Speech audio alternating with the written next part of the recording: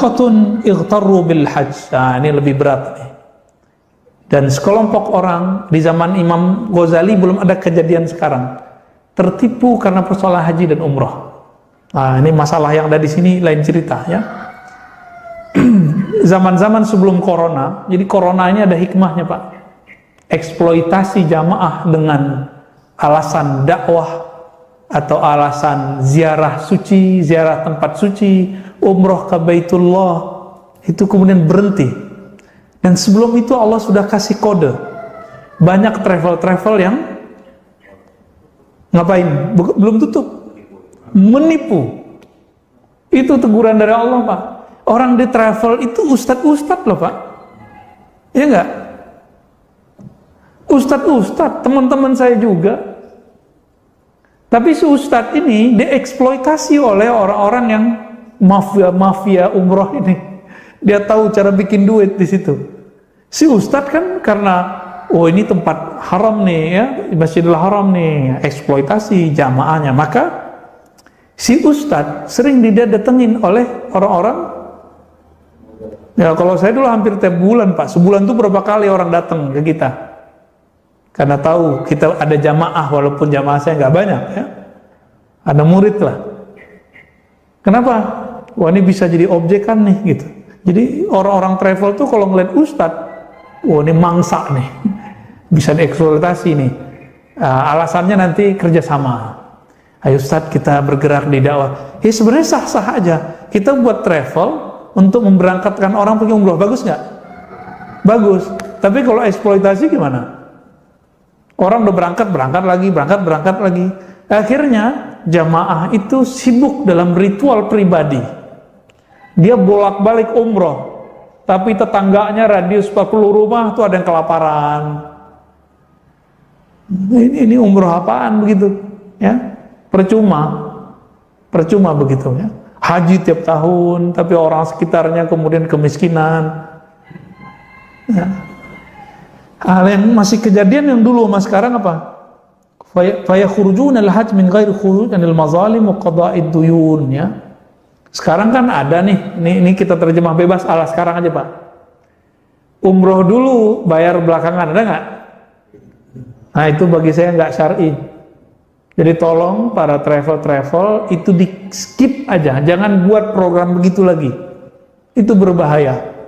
Ntar duit diputarnya di kooperasinya nanti pakai perbankan. Nanti kan perdebat lagi. Ribawi penggak kan jadi repot Pak nanti.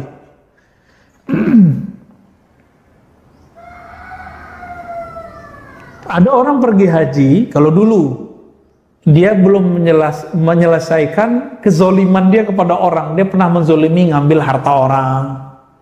Nah, di sini maksudnya. Wa qada'id duyun, dia punya utang belum dia bayar. Ini kasus lama. Kalau sekarang umroh dulu baru, nah kan repot nih. MUI mendiamkan kali ya? Apa sudah ada fatwanya? Saya yakin sudah ada fatwanya. Seharusnya nggak boleh itu. Wastirda'il walidain, mesti minta ridho ke orang tua. Kalau orang tua meninggal, ziarah ke kuburnya. Wa talabaz zadil halal, mencari bekal yang halal ya. Wa qad yaf'aluna dzalika ba'da suquti hajjatil Islam. Dan yang paling anehnya, mereka melakukan itu setelah haji yang pertama, disebut haji Islam, Hajjatul Islam. Berarti ini haji sunat apa haji? Enggak. Haji sunat. Kalau kita tanya jawabannya apa? Rasanya haji yang dulu, umroh yang dulu belum sempurna.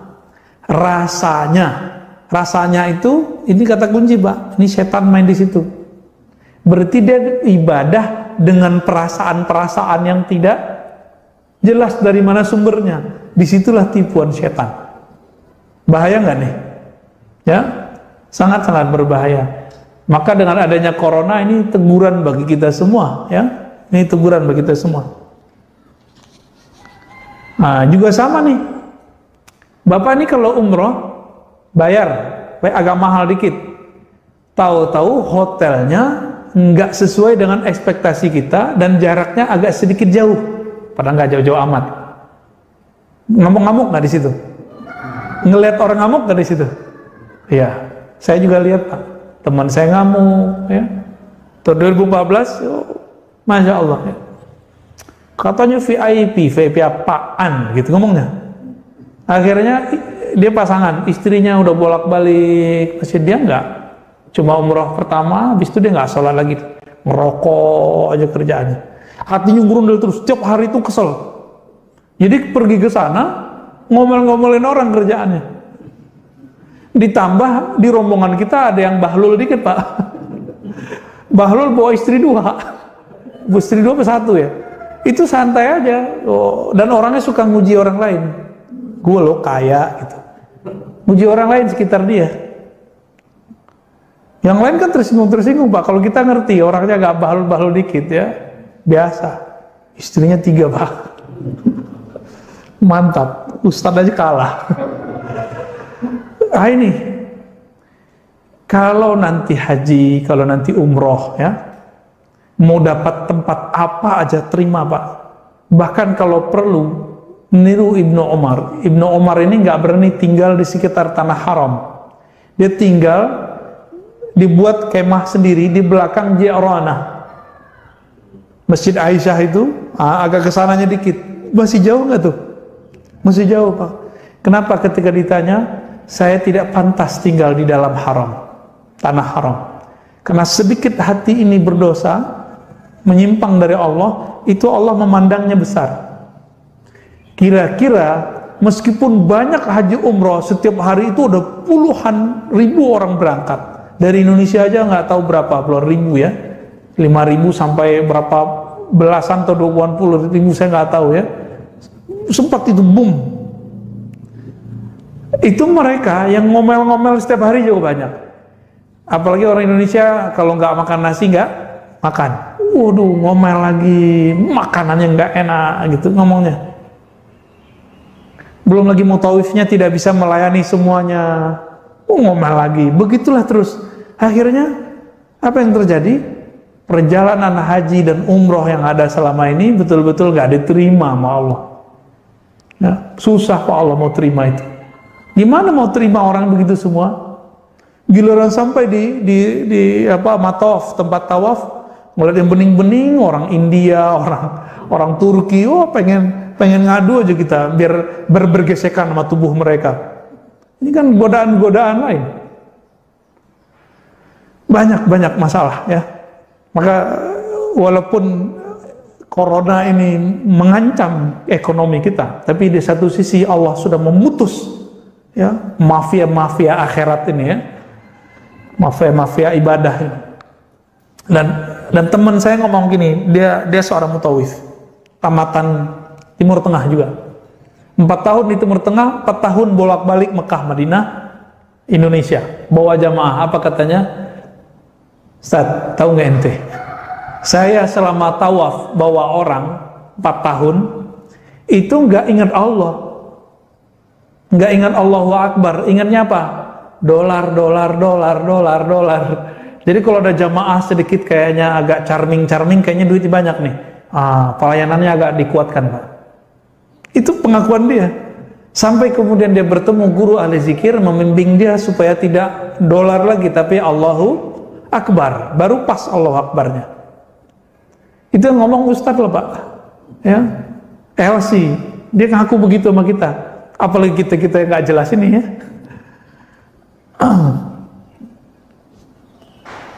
Jadi kalau tinggal di Mekah, Madinah, jangan pernah kesel sama orang.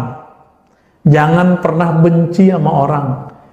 Ngelihat ada yang aneh nih, jangan kesel juga sama orang. Askar ini kan kasar-kasar ngomong sama kita. Emang dia mau ngomongnya begitu. Emang perintah dan tugasnya begitu.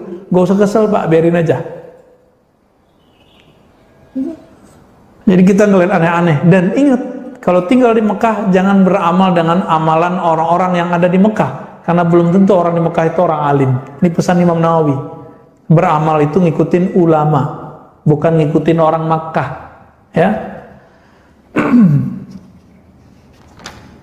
Wah, ini masih banyak nih Pak. Udah dulu deh. Udah 6:10. Jadi Bapak Saudara perkara Allah, ujian pada ahli taat ini beragam dan itu semua bisa menimpa kita ya. Semoga kita terjaga dari tipuan-tipuan ini. Ya, ini sebabnya satu. Kalau dia ingin pamer, berarti riya di kolbunya masumah, belum disembuhkan. Kalau dia tadi ngamuk-ngamuk di Masjidil Haram, berarti dia kibir, dia merasa sombong, dia merasa pengen dilayani. Ini harus dibenerin sebelum ke sana. Ini yang dimaksud hajikan kolbumu sebelum haji, itu maksudnya itu. Umroh itu artinya kan memakmurkan. Makmurkan kolbumu dengan menyebut nama Allah sebelum kamu memakmurkan umroh. Itu maknanya. Tawaf dulu di kolbumu sebelum kamu tawaf di Ka'bah. Wukuf dulu dalam pikiranmu, dalam jiwamu sebelum kamu wukuf di Arafah. Itu maknanya. Lempar dulu setan yang bersarang dalam jiwamu sebelum kamu melempar Aqabah. Nah, itu pesan Imam Ghazali dalam kitab Ihya, lebih kurang ya. Ada yang mau ditanyakan, Pak? Cukup.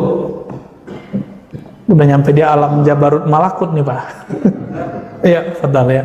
Itu mengenai nama-nama nafsu. Nafsul mutmainnah. Besok lah ya. Besok ingetin saya. Besok kita bahas tentang tingkatan-tingkatan nafs. Insya Allah. Nanti kita akan jelaskan. Namanya misalnya nafsul ammarah bisu. Nama kita kan taunya ammarah. Lengkapnya al-ammarah bisu. Itu ada karakternya. Apa karakternya, kita masuk di situ atau tidak? Nanti insya Allah besok saya jelasin. Semuanya juga ada di sini. Ya, puncaknya nanti namanya insan kamil. Tapi sebenarnya di akhir zaman ada lagi di atasnya. Di atas kamil itu ada lagi, Pak. Ya, tingkatan-tingkatan yang lebih tinggi ya. Cuma itu ilmu masih dirahasiakan oleh beberapa masyaikh kita. Kita tunggulah mereka nanti yang menjelaskan ya. Nah, kita jelasin sampai ke insan kamil aja, insya Allah. Jadi manusia yang sudah sempurna batinnya. Nah, mereka yang kita sebut wali. Tapi yang kamil ini masih ada lagi di atasnya. Nanti ada puncaknya adalah Nabi Muhammad. Di bawah Nabi Muhammad para nabi, di bawah para nabi nanti ada wali kutub, wali besar. Nah, insan kamil itu di bawahnya. Jadi insan kamil belum selesai kalau bagi ulama-ulama akhir zaman yang mengerti persoalan ini. Semoga kita bisa menjelaskannya besok ya. Besok hari apa? Kamis. Terakhir kan besok ya. Nanti agak panjang dikit bolehlah, insyaallah. Semoga kajian ini diridhai oleh Allah Subhanahu wa taala. Saya bukan orang sempurna. Saya berbicara begini pakai kitab karena saya takut salah, maka saya masih pakai kitab ya. Semoga ini pertanda kalau kita masih dilihat oleh Allah mencari kebenaran, mencari ilmu dari buku-buku karya-karya ulama-ulama kita. Amin ya rabbal alamin. Nas'alukallahu al-'afwa wal 'afiyah lana wa li walidina wa li masyayikhina wa li sairil muslimin wal muslimat al-ahya'i minhum wal amwat. Allahumma astur 'auratina bi sitrikal jamil. Ya Allah, ampuni kami, ampuni guru-guru kami, orang tua kami, orang yang hadir pada pagi ini. Ya Allah, tutup aib kami di sisimu ya Allah, dan tutup aibmu kami di sisi makhlukmu ya Allah. Allahumma ya muqallibal qulub, wahai yang membolak-balik hati kami, maka bolaklah, berubahlah hati kami selalu mendekat kepada Engkau, mencari kebaikan-kebaikan di sisi Engkau. Allahumma ya Rabbana waffiqna wa ahlana wa dzurriyyatina ila ta'atik. Ya Allah, beri bisikan dalam kalbu kami, arahkan jiwa kami, diri kami untuk selalu taat kepada Engkau. Begitu juga terhadap keturunan kami, pasangan kami, keluarga kami, orang-orang sekitar kami. Allah maghfir lana wa li jiranina. Ya Allah, ampuni kami, ampuni tetangga kami.